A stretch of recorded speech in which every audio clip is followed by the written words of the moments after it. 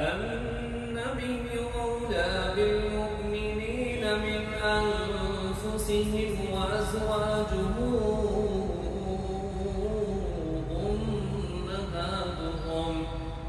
وأولو الأرحام بعضهم أولى ببعض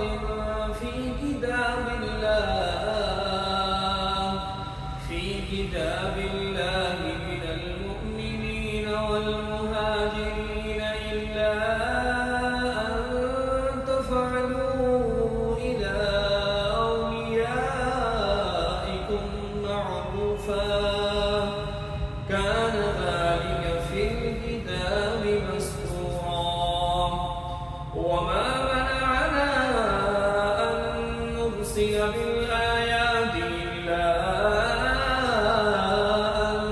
كذب بها الأولون وآتينا ثمود الناقة مبصرة فظلموا بها